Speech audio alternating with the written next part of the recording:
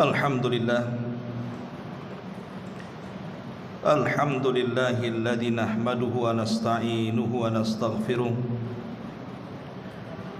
wa na'udzu billahi min syururi anfusina wa sayyiati a'malina may yahdihillahu fala mudhillalah wa may yudlil fala hadiyalah. Asyhadu an la ilaha illallah wahdahu rabbi la syarika lah wa asyhadu anna Muhammadan abduhu wa rasuluhu alladzi la nabiyya ba'dah, amma ba'du.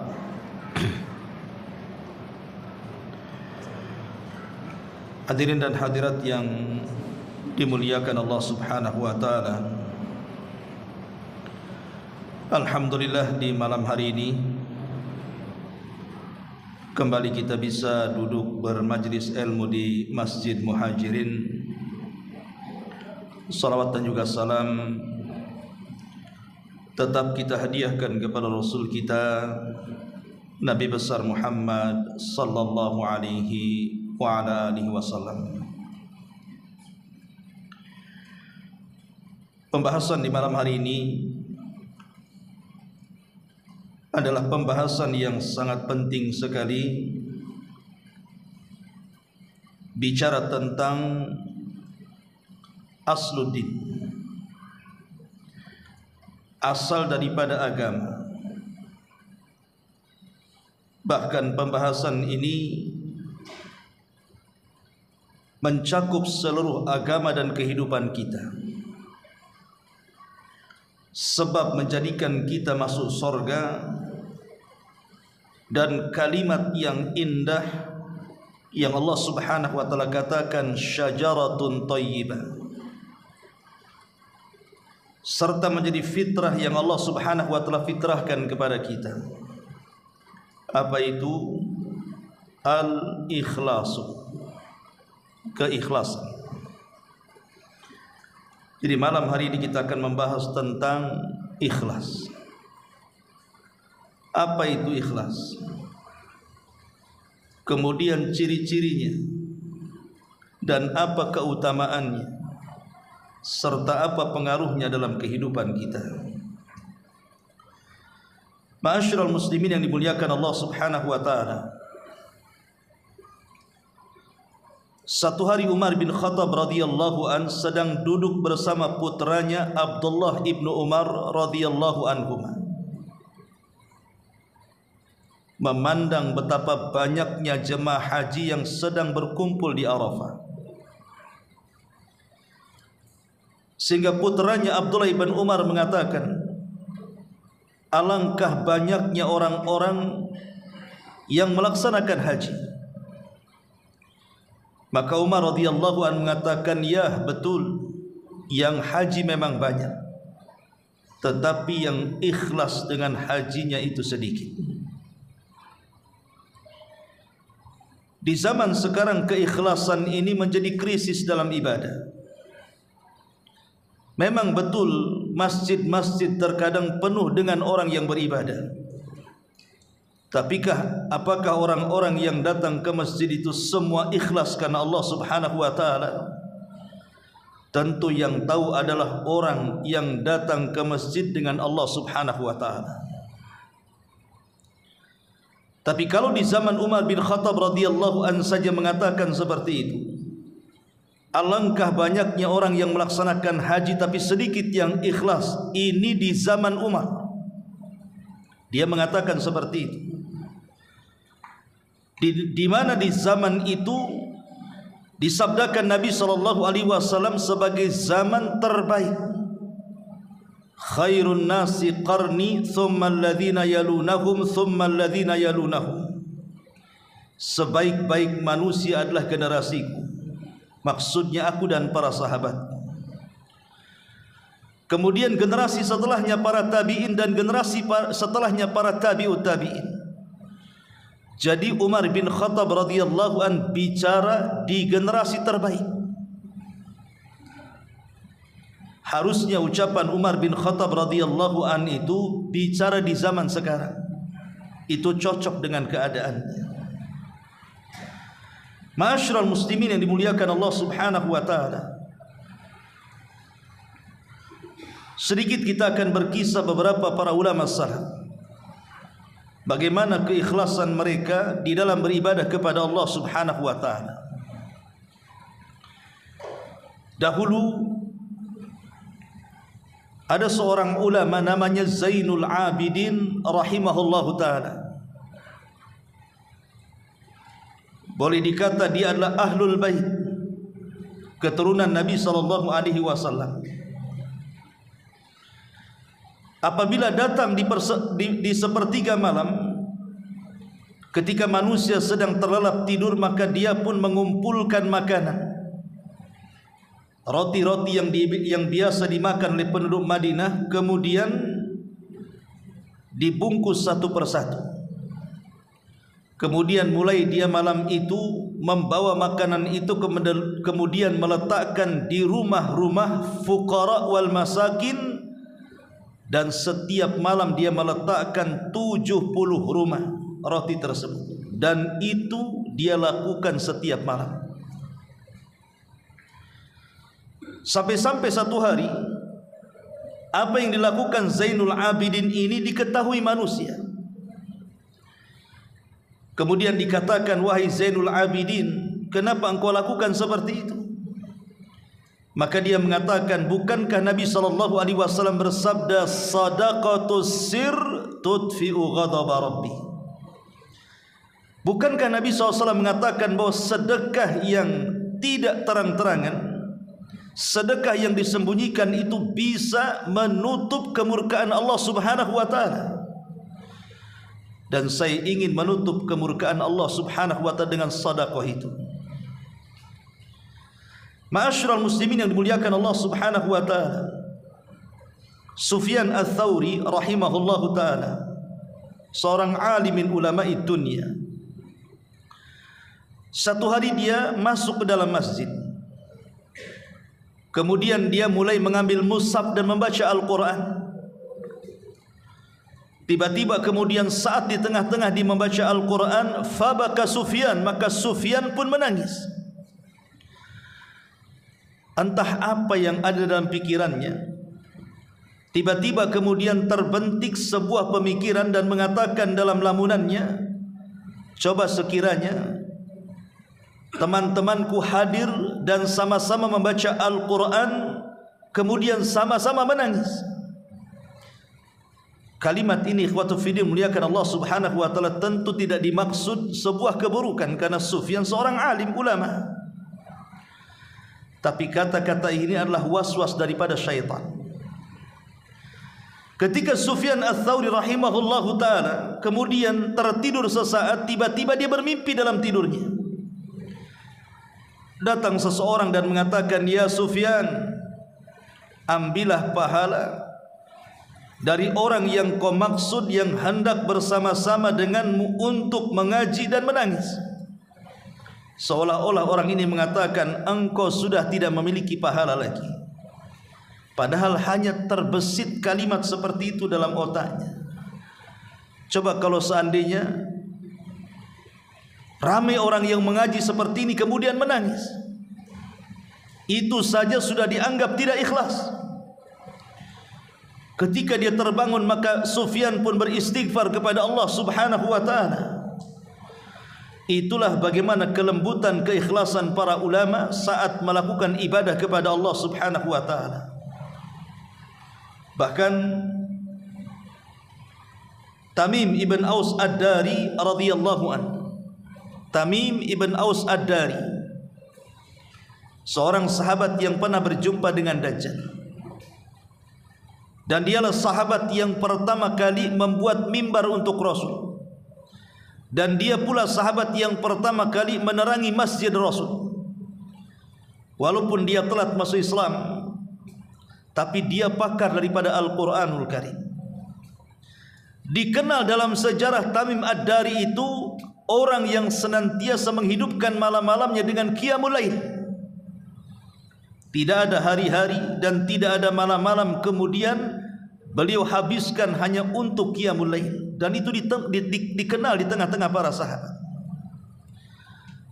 Sampai satu hari ada seseorang yang datang kepada Tamim ibn Aus Ad-Dari dan menanyakan soal resep kenapa dia mampu melaksanakan qiyamul lail sepanjang malam.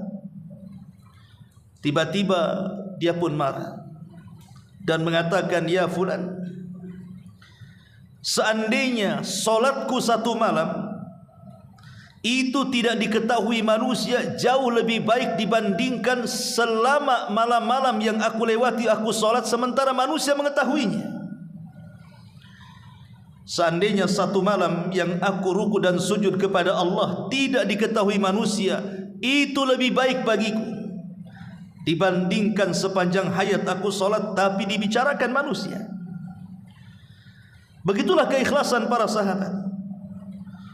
Bahkan Abdullah ibn Mubarak radhiyallahu rahimahullahu taala, seorang ulama tabi'in, diceritakan oleh teman-temannya ketika dia safar, kemudian beristirahat di sebuah tempat dan malam pun sudah mulai gelap. Mulailah di antara teman-teman daripada Abdullah ibn Mubarak ini menyalakan lilin ataupun obor.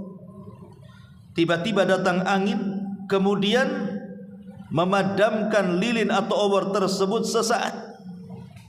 Kemudian teman-temannya Abdullah ibn Mubarak sibuk untuk menyalakan lilin dan obor tadi. Ketika lilin itu sudah nyala, adalah salah seorang di antara mereka melihat wajah daripada Abdullah ibn Mubarak penuh dengan tangisan. Sehingga kemudian dia mendekati dan mengatakan, wahai Ibnu Mubarak, wa ma yubkik, apa yang membuat anda menangis? Kemudian Abdullah ibn Mubarak mengatakan, tadzakartu zulmatal qabri, sungguh aku teringat dengan gelapnya kuburan kelak kalau Allah takdirkan aku meninggal. Lihat bagaimana Abdullah ibn Mubarak ketika terjadi kegelapan langsung teringat kuburan. Itulah orang-orang ikhlas, orang-orang yang senantiasa mengingat akhirat setelah kematian.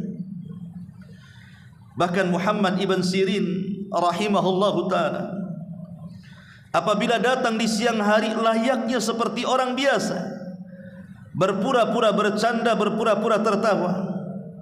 Tetapi kalau datang di malam hari, maka dia menangis seperti orang kesakitan karena hendak dibunuh. Dia menangis sujud kepada Allah subhanahu wa ta'ala. Dihabiskan malam-malam itu untuk bermunajat kepada Allah subhanahu wa ta'ala. Itulah Muhammad ibn Sirin rahimahullahu ta'ala. Bahkan Ayyub as-Sikhtiyani rahimahullahu ta'ala, seorang ulama salaf juga, apabila dia sedang membaca Al-Quran, kemudian dia membaca ayat-ayat tentang azab, ayat-ayat tentang siksa, dia pun menangis. Ketika tiba-tiba dikejutkan dengan seseorang yang masuk ke dalam masjid, maka dia berpura-pura dia tidak sedang menangis, dan dia berpura-pura seolah-olah dia sedang flu, dia sedang batuk, supaya orang tidak tahu dia sedang menangis. Begitulah bagaimana para ulama salaf menyembunyikan keikhlasan mereka kepada Allah subhanahu wa ta'ala.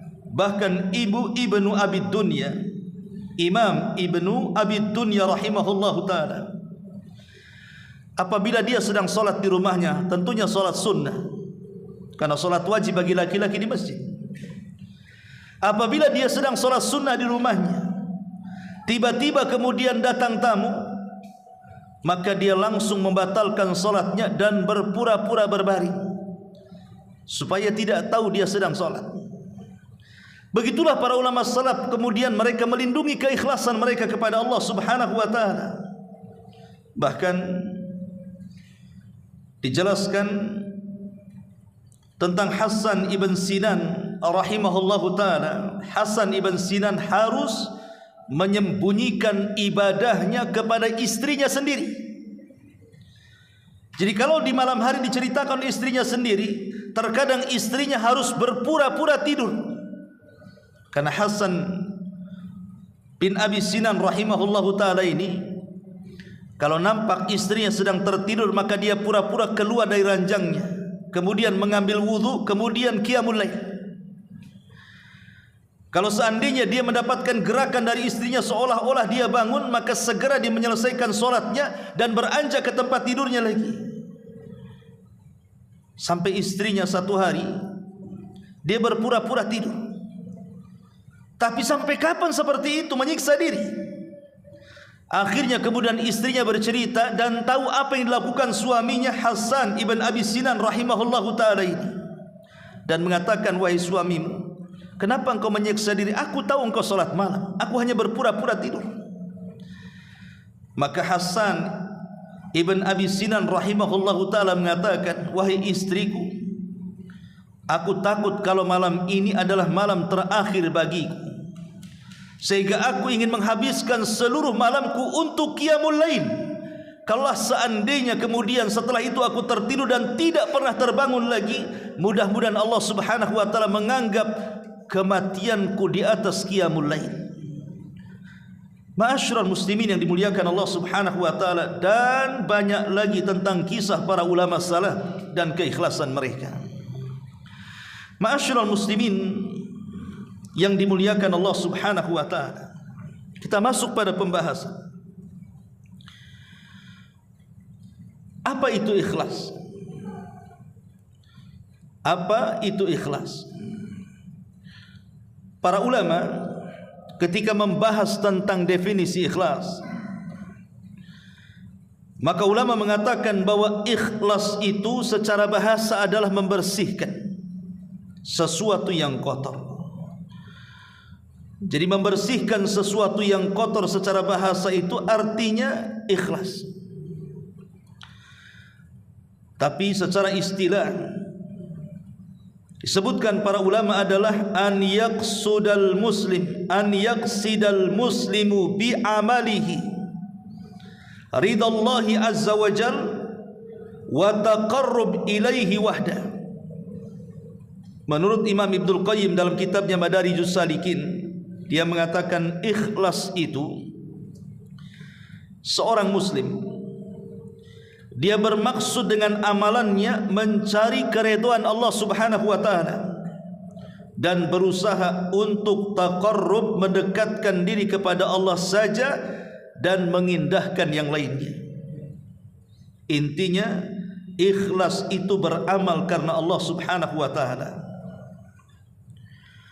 Dan ikhlas itu adalah wasiat Allah subhanahu wa ta'ala.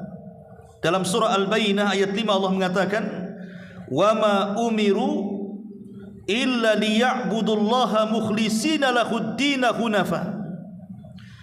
Dan tidaklah mereka diperintahkan kecuali untuk beribadah kepada Allah dengan penuh keikhlasan, di mana ketaatan hanya diberikan kepada Allah subhanahu wa ta'ala semata.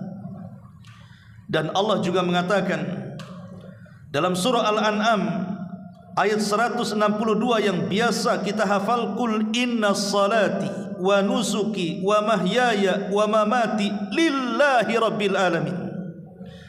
Katakan ya Muhammad, sesungguhnya salatku, penyembelihanku, seluruh hidup dan matiku aku serahkan kepada Allah subhanahu wa ta'ala. Dari sini kita tahu bahwa ikhlas itu adalah wasiat Allah kepada kita, dan ikhlas juga adalah sifatnya para nabi. Allah subhanahu wa ta'ala berfirman ketika mensifati para nabi, di antaranya surah Sad ayat 45 dan seterusnya, wadhkur ibadana Ibrahim wa Ishaq wa Ya'qub ulil aidi wal absar inna akhlasnahum bi khalisati dzikrad dari wa innahum indana laminal mustafinil akhyar. Ketika Allah subhanahu wa ta'ala menyebutkan hamba Allah Ibrahim, Ishak dan juga Ya'qub, maka Allah katakan inna akhlasnahum, sesungguhnya kami telah membuat mereka ikhlas. Jadi para nabi adalah manusia-manusia yang sangat ikhlas kepada Allah subhanahu wa ta'ala. Sebagaimana Allah mengatakan dalam surah Maryam juga ayat 51, wadhkur fil kitabi Musa innahu kana mukhlisan wa kana rasulan nabiyya. Sebutkanlah wahai Muhammad tentang kisah Nabi Musa. Dia adalah hamba Allah yang ikhlas, dan dia seorang rasul dan juga seorang nabi. Dari sini kita tahu bahwa ikhlas itu bukan wasiat Allah saja, tapi ikhlas juga sifat para nabi. Artinya kalau kita melakukan ikhlas, berarti kita meniru sifatnya para nabi dan melaksanakan wasiat Allah Subhanahu wa taala. Ma'asyiral muslimin yang dimuliakan Allah Subhanahu wa taala, lalu apa ciri-ciri orang ikhlas ini? Ini yang penting kita bahas. Apa ciri-ciri orang ikhlas itu? Yang pertama, ciri-ciri orang ikhlas itu an yastawiya amaluka fis sirri wal alaniyati wal batini wal zahirati. Yang pertama, ciri-ciri orang ikhlas itu adalah ketika seseorang menyamakan dalam amalan, baik amalan itu dilakukan secara sembunyi-sembunyi ataupun terang-terangan, secara batin ataupun zahir, dia akan samakan saja. Dia akan menyamakan amalannya. Dia tidak menjadikan rajin saat dilihat manusia dan tidak menjadikan malas saat tidak dilihat manusia. Sama saja dia beribadah di hadapan manusia atau tidak di hadapan manusia. Itulah ikhlas, dan ini yang paling berat. Karena terkadang setan itu datang kepada kita memberikan was-was. Kemudian setan itu memberikan was-was agar kita dipuji, didengar, disanjung dan begitu seterusnya. Sehingga banyak di antara manusia nampak ketidakikhlasannya. Kalau di hadapan manusia dia rajin, kalau di hadapan manusia dia khusyuk. Ketika tidak ada manusia, dia menjadi pemalas dan tidak mau beribadah kepada Allah Subhanahu wa taala. Maka ini alamat yang pertama, ketika kita bisa menyamakan antara ibadah, baik ibadah itu terang-terangan ataupun tidak, tetap dia beribadah kepada Allah Subhanahu wa taala. Yang kedua, an yastawiya indakal madhu wadzam. Ketika dia tidak terpengaruh dengan pujian dan celaan. Ketika seseorang itu tidak terpengaruh, hatinya tetap seperti itu. Karena bagaimanapun hati orang-orang ikhlas itulah tataghayyar, tidak mungkin berubah. Dipuji manusia tetap seperti itu, dicela manusia juga tetap seperti itu. Jadi ketika hati orang-orang yang ikhlas ini tidak berubah dengan pujian dan celaan, berarti hati seseorang itu memang ikhlas karena Allah Subhanahu wa taala. Karena ada orang yang ketika kemudian dia melakukan amal saleh, dipuji manusia, maka dia seolah-olah bersyukur dengan amalannya. Tapi ketika dicela manusia, dia sakit hati. Akhirnya kemudian dia meninggalkan ibadah. Ini yang kedua. Yang ketiga, alla tatluba syuhudan ala amalika illallah. Ketika kita tidak memerlukan saksi atas amalan kita kecuali Allah. Dalam beribadah tidak perlu saksi. Raqib dan atid sudah menyaksikan kita. Catatan amal nanti yang akan membuktikan amalan kita. Bahkan lebih daripada itu, Allah Subhanahu wa taala melihat kita.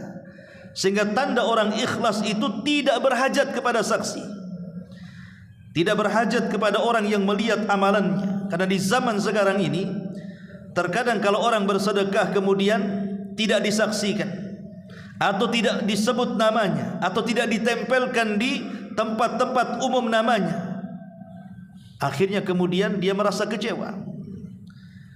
Padahal di antara ciri-ciri ikhlas itu adalah dia tidak berhajat kepada saksi dalam peramalannya. Kemudian yang keempat, alla ya'mal al-amal min ajli an yarahu an-nas au yasma'u bihi. Ketika seseorang beramal, dia tidak hendak beramal untuk supaya manusia mendengarnya atau sum'ah, ataupun manusia melihatnya atau riya. Karena dalam hadis Nabi SAW mengatakan, man samma'a samma Allahu bihi wa man yura'i yura'illahu bihi. Siapa yang ingin didengar maka Allah akan menjadikan didengar, dan siapa yang ingin terlihat maka Allah akan menjadikannya terlihat. Artinya di dunia kita boleh jadi mungkin beramal saleh, orang menganggap itu sebuah kebaikan, tapi nanti di akhirat Allah Subhanahu wa taala akan bongkar semuanya. bahwa anda ini beramal bukan karena Allah tapi karena manusia, seperti hadis Nabi SAW yang menjelaskan tentang 3 kelompok yang pertama kali disentuh api neraka. 3 kelompok ini mereka beramal bukan amalan kecil tapi amalan besar. Yang satu berjihad menyerahkan jiwanya, yang satu menghabiskan waktu-waktu dari kecil sampai besar mempelajari Al-Quran kemudian mengajarkannya, yang satu menghabiskan waktunya untuk mencari kekayaan, setelah kaya dia berinfak dengannya. Tapi 3-3 ditolak oleh Allah Subhanahu wa taala dan menjadi orang yang pertama disentuh api neraka. Kenapa? Karena riya dan sum'ah. Ketika Allah Subhanahu wa taala memanggil orang yang mati syahid, kemudian digambarkan bagaimana amalan di dunia saat dia berperang, saat dia diserang oleh musuh kemudian mati syahid, itu di layar tancapkan di hadapan dia. Kemudian Allah mengatakan, betul itu kamu yang berperang itu? Maka dia mengatakan, ya Rabb, itu saya yang di situ. Maka Allah Subhanahu wa taala mengatakan, apa yang kau lakukan di situ? Maka dia mengatakan, qataltu fika ya Rabb, aku berperang karenamu. Maka Allah Subhanahu wa taala langsung mengatakan, kadzabta, dusta kamu. Qatalta liyuqal, engkau ini berperang supaya manusia mengatakan engkau ini seorang syuja, pemberani, seorang pahlawan dan begitu seterusnya. Faqad qil, dan itu sudah masyhur dari dirimu. Maka Allah Subhanahu wa taala merintahkan para malaikat dan mengatakan, seret dia, masukkan dia ke dalam neraka. Lihat, jihad ini bukan amalan enteng, karena tidak semua orang bisa jihad kalau tanpa keberanian. Tapi bagaimanapun diterima dan tidaknya orang yang mati syahid itu ditentukan dengan keikhlasan. Makanya ikhlas itu asal dari seluruh amal saleh. Bahkan amal saleh tidak akan diterima kecuali ikhlas dan ittiba. Ma'asyiral muslimin yang dimuliakan Allah Subhanahu wa taala. Kemudian yang kelima, an yakuna ikhfa'ul amali wal israru bihi ahabbu ilaihi min idharihi. Ketika dalam hatinya dia berfikir bahwa menyembunyikan amal itu lebih dicintai dibandingkan menampakkannya. Jadi kalau seandainya dalam hatinya dia mengatakan bahwa menyembunyikan amal dari manusia itu jauh lebih baik dibandingkan menampakkannya, maka itulah ikhlas.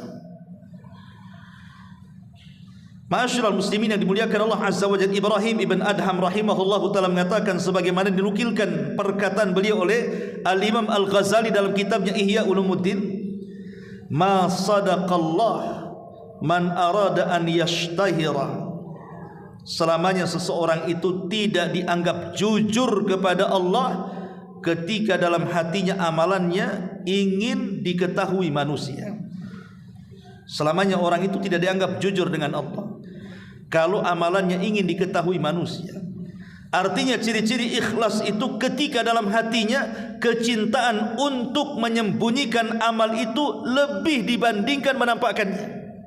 Walaupun tidak semua, ada perkara-perkara yang memang harus ditampakkan juga. Sebagaimana dikatakan Al-Iz ibn Abdissalam rahimahullahu ta'ala, dia mengatakan yustasna min istikhbabi ikhfa'il amali man yudhiruhu liyuqtada bihi.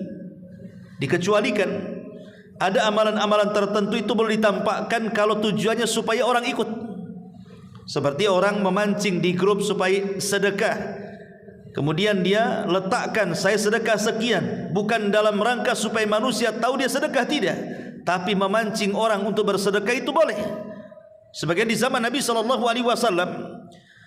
ketika Nabi SAW berceramah soal sedekah di perang Mu'tah ataupun di perang Tabuk, dan pasukan kaum muslimin ketika itu banyak tapi persenjataan tidak ada, maka disebut pasukan miskin. Maka Rasul mulai kemudian memberikan semangat untuk sedekah. Maka tiba-tiba kemudian datang seorang sahabat pulang rumah, kemudian mengambil uang 1 gepok, kemudian datang ke hadapan Rasul, disaksikan semua para sahabat. Kemudian dia mengatakan, ya Rasulullah, ambillah uang ini, gunakan jihad di jalan Allah. Ketika dilihat oleh para sahabat, maka mereka pun kemudian terangsang untuk ikut sedekah juga. Mereka pun pulang mengambil seluruh harta mereka, kemudian datang kepada Rasul, kemudian sama-sama menyumbangkan harta mereka. Dari sini kata Nabi SAW, man sanna sunnatan hasanatan falahu ajruha wa ajru man amila ba'dahu la yanqusu min ujurihim syai'ah.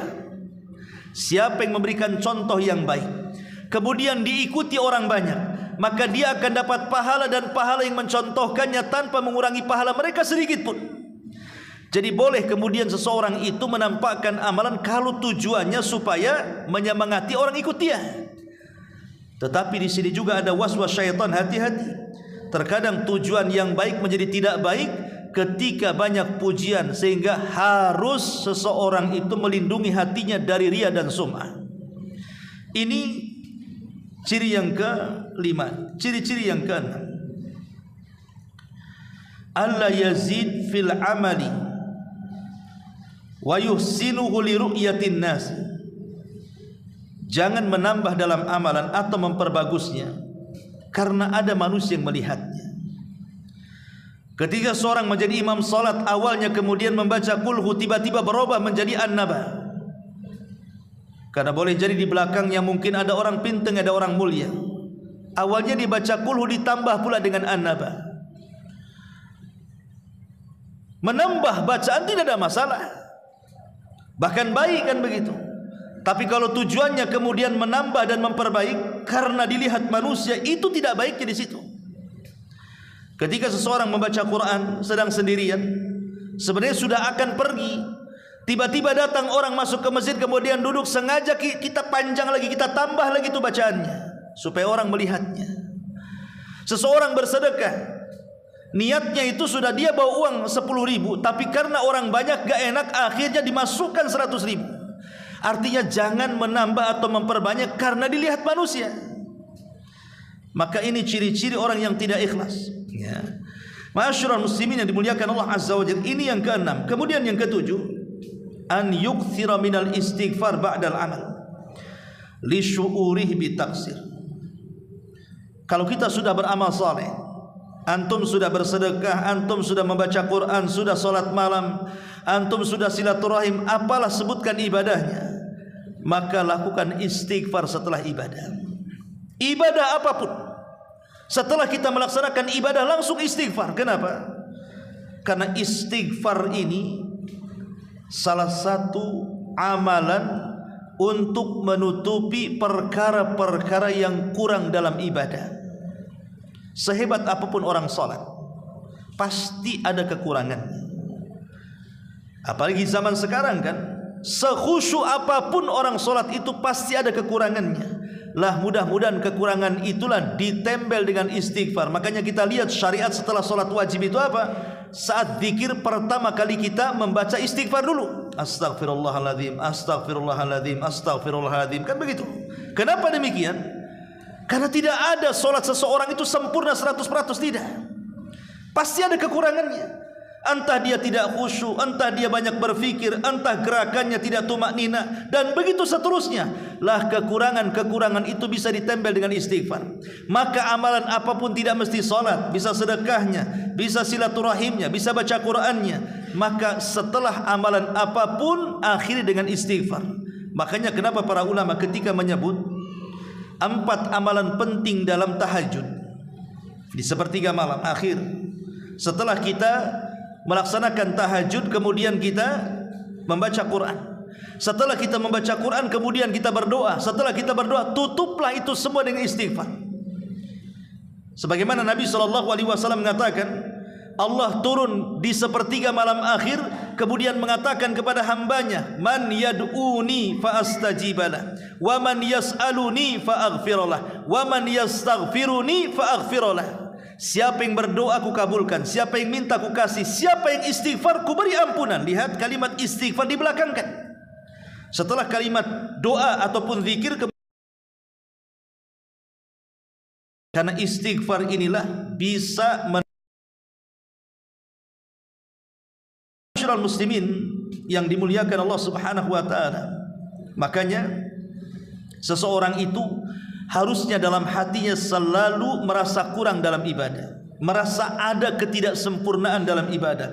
Jangan sampai dalam hati kita itu merasa bahwa ibadah kita sudah sempurna. Jangan, karena itu bagian daripada ujub. Lihat bagaimana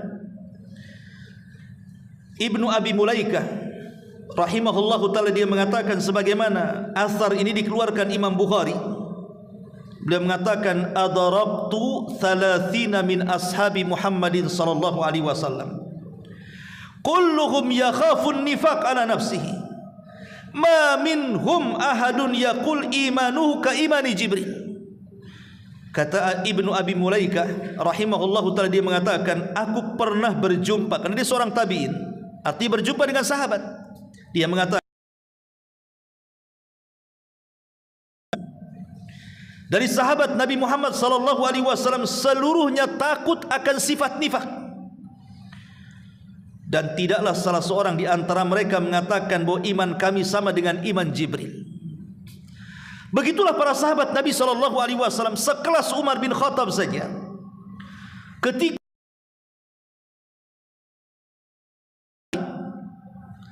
dia datang kepada Hudzaifah dan mengatakan, ya Hudzaifah, apakah namaku tercatat dalam catatanmu?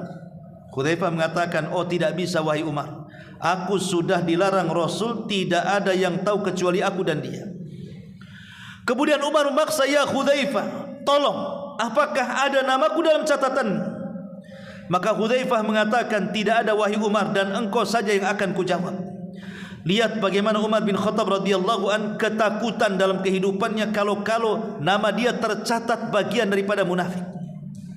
Itu bentuk bagaimana Umar radhiyallahu an dia menganggap dirinya masih banyak kekurangan.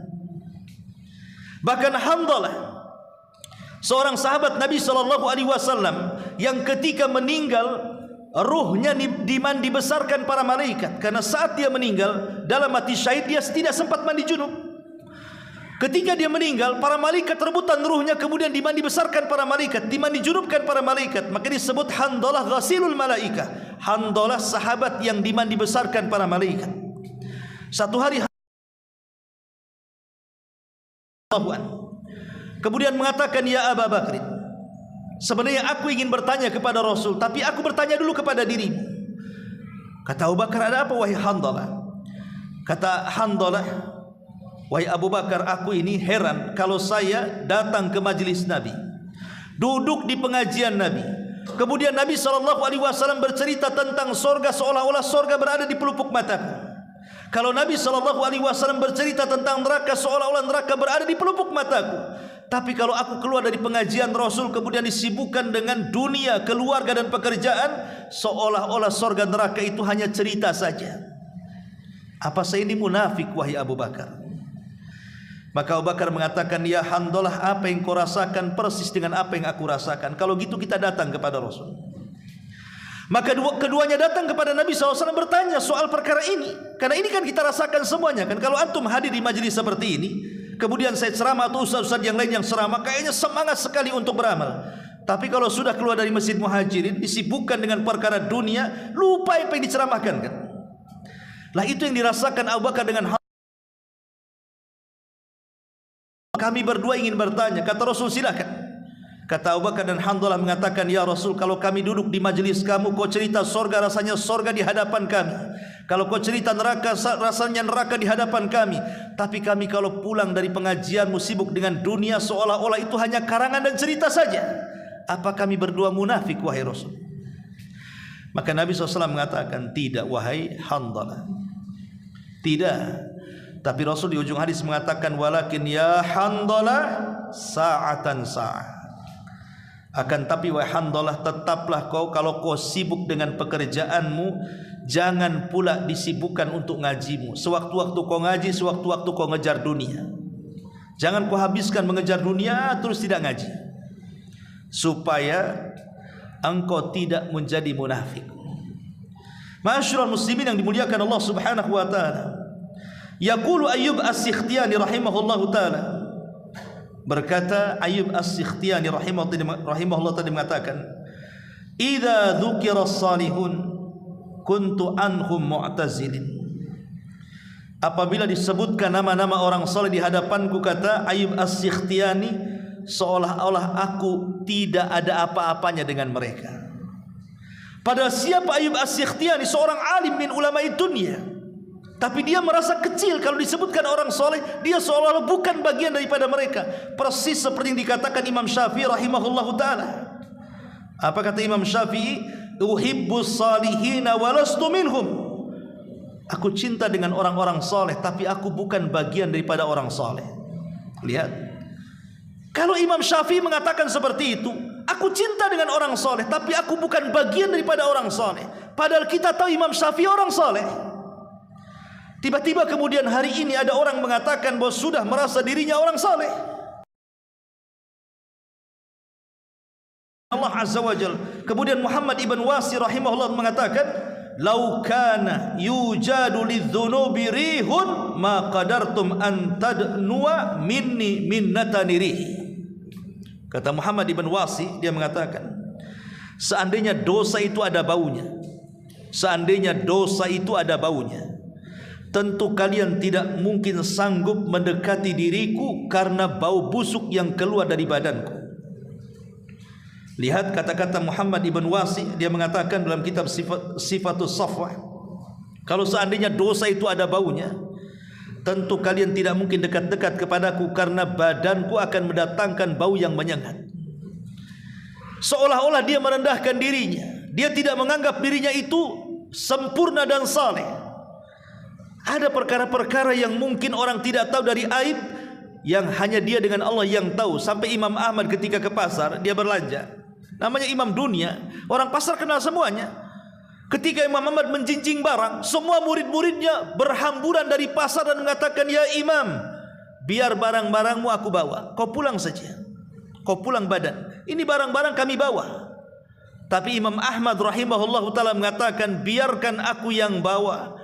Sesungguhnya kalian tidak tahu aib yang aku lakukan antara aku dengan Allah. Kalau kalian tahu aibku, tentu kalian meletakkan pasir di kepalaku," katanya.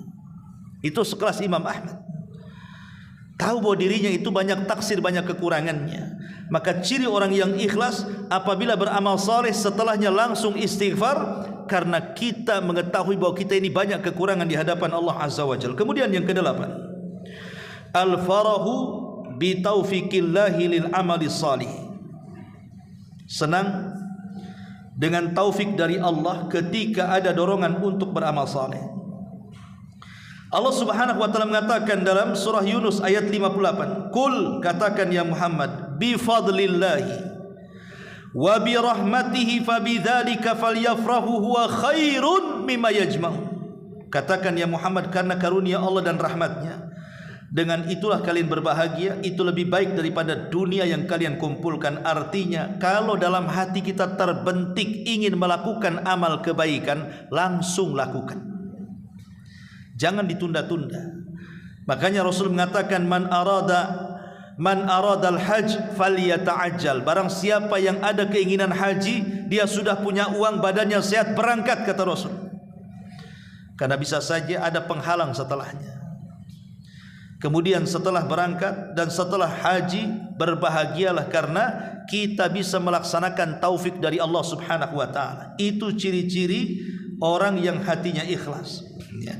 Berbahagia dengan taufik dari Allah untuk melakukan amal saleh. Jadi kalau terbentik dalam hati kita, nanti malam saya ingin tahajud, betul-betul ketika terbangun dia tahajud, kemudian dia bahagia dengan tahajudnya. Karena begini, ikhwatu fillah, muliakan Allah Azza wa Jalla, kita bertanya jujur pada diri saya, Anda atau siapapun. Siapa di antara kita yang menyengaja bangun tengah malam kemudian salat malam? Siapa di antara kita yang menyengaja bangun tengah malam, diniatkan untuk tahajud, baca Quran, zikir, kemudian berdoa dan istighfar?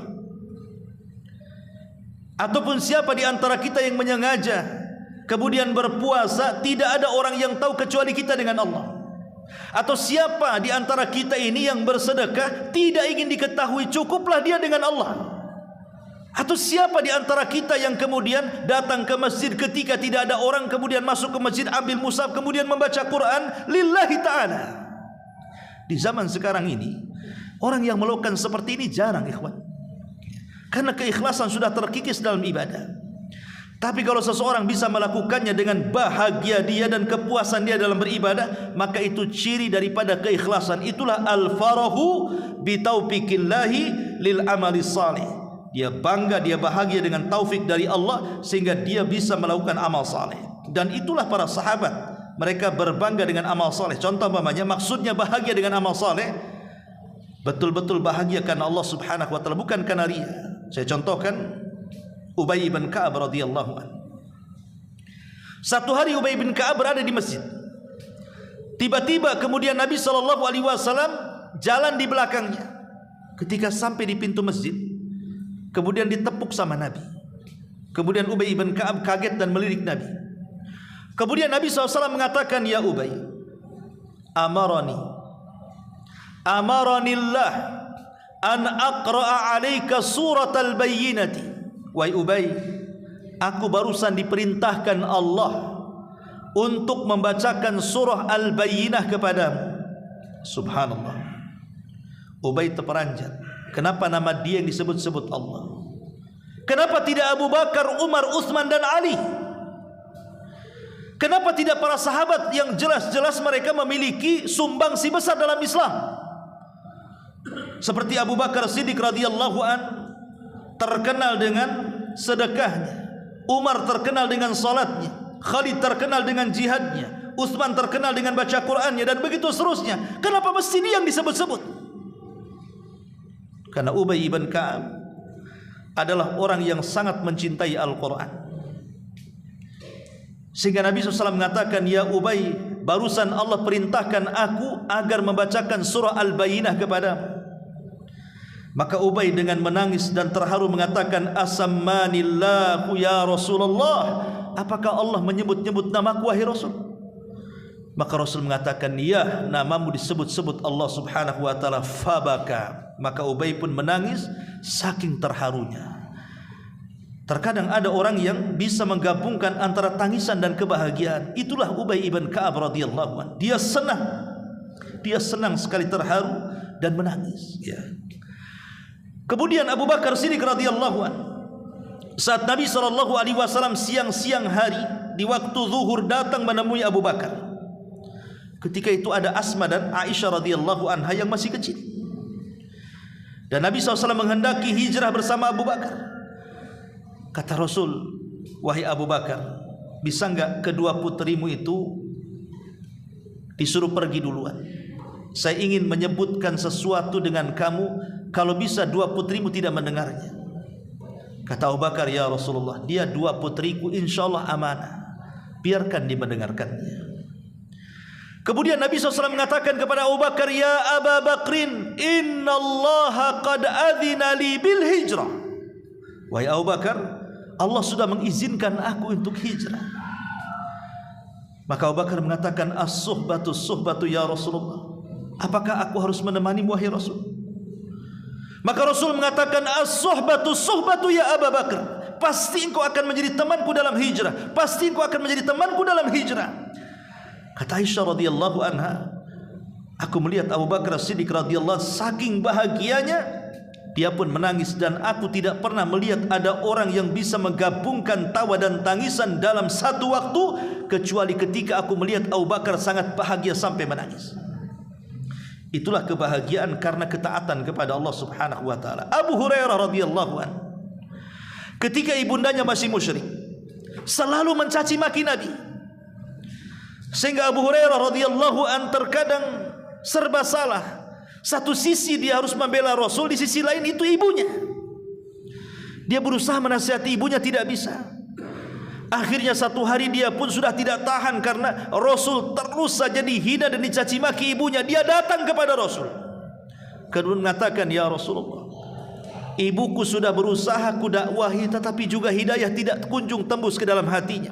Dan setiap hari dia merendahkan dirimu. Bisa enggak kau berdoa kepada Allah wahai Rasul agar ibuku masuk Islam? Akhirnya kemudian Nabi SAW mengangkat kedua tangannya ke langit dan mengatakan, Allahumma hdi li ummi Abi Hurairah, Allahumma hdi li ummi Abi Hurairah, Allahumma hdi li ummi Abi Hurairah. 3 kali Rasul mengatakan, ya Allah berikan hidayah kepada ibunya Abu Hurairah. Ya Allah berikan hidayah kepada ibunya Abu Hurairah. Ya Allah berikan hidayah kepada ibunya Abu Hurairah. Rasul mendoakan ibunya Abu Hurairah. Dengan senangnya Abu Hurairah menangis karena Rasul mendoakan ibunya. Doa Rasul tentu beda dengan doa kita. Abu Hurairah pulang.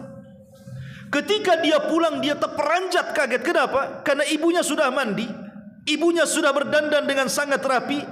Tiba-tiba dia mengatakan, asyhadu an la ilaha illallah wa asyhadu anna Muhammadar Rasulullah. Tiba-tiba dia masuk Islam. Dengan bangganya Abu Hurairah radhiyallahu anhu kaget, kemudian kayak tidak percaya kalau ibunya masuk Islam. Kemudian dia datang lagi kepada Nabi SAW. Ya Rasulullah, doakan juga aku dan ibuku agar manusia mencintainya. Maka Nabi SAW kemudian mendoakan agar manusia mencintai ibu Abu Hurairah dan Abu Hurairah. Sejak itu tidak ada manusia yang tidak cinta dengan Abu Hurairah dan ibunya. Sampai hari ini, siapa yang tidak cinta dengan Abu Hurairah radhiyallahu anhu? Ma'asyiral muslimin, itulah kebahagiaan yang menunjukkan keikhlasan. Ini yang ke-8. Yang ke-9, al-mahabbatu li amalil khalwati wal khabi'ati salihati. Cinta untuk berdua-duaan dengan Allah Azza wa Jal dan memiliki amalan yang tidak ada yang tahu kecuali dia dengan Allah Subhanahu wa ta'ala. Nabi SAW mengatakan dalam hadis Zubair ibn Awam radhiyallahu an, man istata'a minkum an yakuna lahu khab'un min amalin salihin falyaf'al.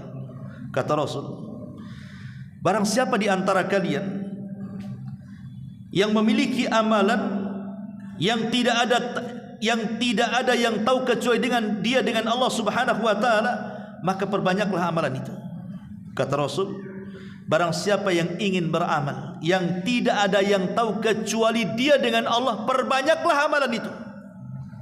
Karena itu ciri keikhlasan, ciri daripada keikhlasan. Makanya Yahya ibn Sa'id al-Qattan rahimahullahu ta'ala, ketika dia di pagi hari sedang berzikir, ya namanya zikir pagi dan petang itu kan ada syariatnya. So dia berzikir sendirian di masjid.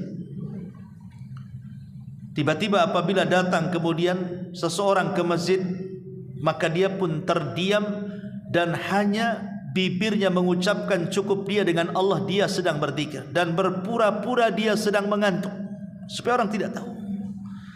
Karena dia amalannya ingin tidak diketahui manusia. Dari sini Nabi SAW mengatakan, wa rajulun dzakarallah fafadat aina. Di antara satu dari 7 kelompok yang akan mendapatkan naungan di hari yang tidak ada naungan kecuali naungan Allah, salah satunya adalah seorang laki-laki yang mengingat Allah sendirian, tidak ada yang tahu kecuali dia dengan Allah. Fafadat aina, maka dia pun bisa meneteskan air mata. Kita bisa melakukan ini dengan mudah, ikhwatu fiddin. Pamannya kita pulang dari pengajian ini, selama berjalan dari Masjid Muhajirin sampai ke rumah, kita bisa memperbanyak tasbih, takbir, tahlil dan zikir-zikir yang lainnya. Orang tidak tahu. Anda sedang naik motor, Anda sedang naik mobil, Anda sedang jalan kaki. Siapa yang tahu zikirnya antum dari Masjid Muhajirin ke rumah malam-malam? Cukuplah kita dengan Allah Azza wa Jalla. Atau tadi yang saya katakan, tengah malam kita bangun kemudian tahajud, kemudian kita sedekah, tidak ada yang tahu kecuali Allah, dan begitu seterusnya. Maka ini amalan yang luar biasa. Karena begini ikhwatu fiddin, sering saya katakan dan ini saya ulang-ulang, di zaman sekarang seseorang itu mudah melakukan dosa yang tidak ada yang tahu kecuali kita dengan Allah, dan ini sangat bahaya. Dosa tidak terang-terangan itu sangat bahaya. Karena Nabi SAW yang mengatakan nanti pada hari kiamat ada orang-orang yang menghadap Allah dengan membawa pahala sebesar gunung Tihama. Tiba-tiba setelah dia datang dengan bangganya membawa pahala besar itu di hadapan Allah, tiba-tiba Allah hancurkan pahalanya seolah-olah tidak tersisa. Orang ini keheranan, kenapa bisa pahala yang sudah dia lelah letih di dunia mencarinya, ketika datang di hadapan Allah, Allah hancurkan pahalanya. Apa alasannya? Kata Nabi SAW, karena orang ini idza khalau bimaharimillahin tahaquha. Karena orang ini kalau sedang bersendirian dan di hadapannya ada maksiat, maka dia pun bermaksiat tidak terang-terangan. Ingat, maksiat tidak terang-terangan itu bisa menghancurkan pahala yang besar. Dan sekarang maksiat terang-terangan itu hampir kita lakukan setiap menitnya. Dengan handphone pintar kita ini, dengan HP pintar kita ini, hari-hari kita maksiat kan. Antum melihat handphone itu, apa yang antum lihat? Kan di handphone itu kan ada wanita yang telanjang, aurat kan itu ya. Kemudian ada berita-berita hoax, macam-macam kan begitu di berita itu.